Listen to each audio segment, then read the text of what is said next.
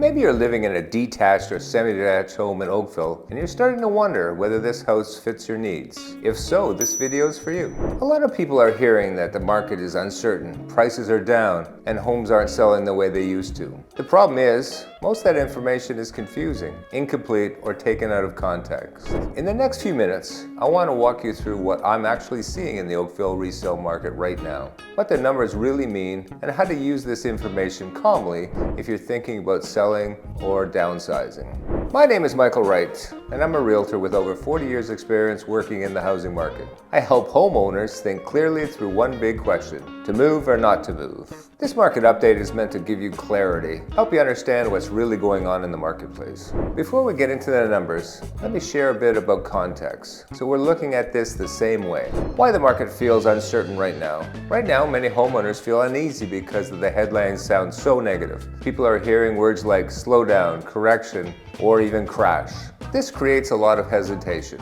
What I want you to understand is this: most of the stress people are feeling comes from how the market is being talked about, not from actually what's happening in the Oakville resale market. The resale market for detached homes behaves very differently than new construction or pre-construction projects. So instead of reacting to headlines, let's look at what's really happening in the resale marketplace, not the builder's brand new market. Here's what I'm seeing at the start of this year.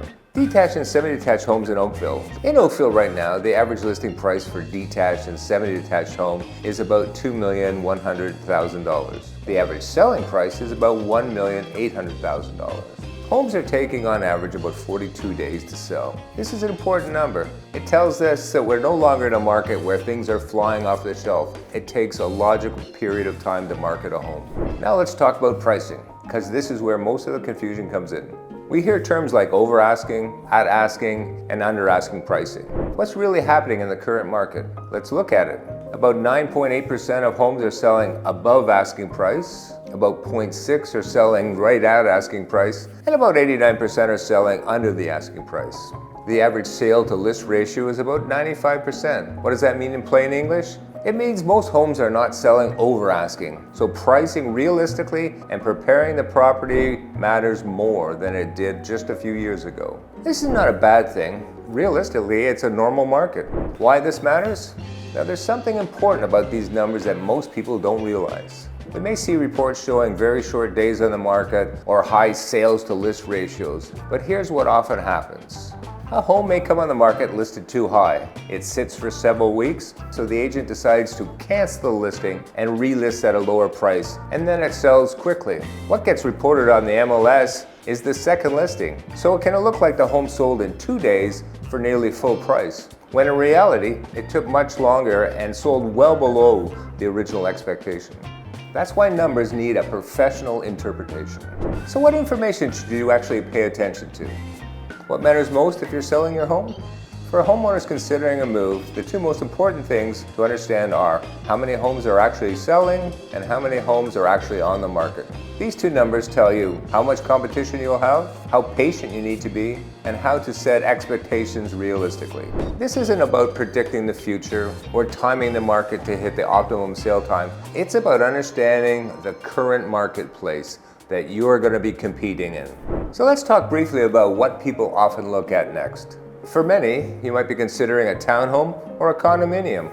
Many homeowners, after selling their detached home, will be looking into that condo and townhome market. In Oakville, prices for condos can range from $500,000 to $2.5 million, or even higher. That's a wide range, and prices alone don't tell the whole story. Condominiums also come with maintenance fees, shared decision making, and it is really a different lifestyle.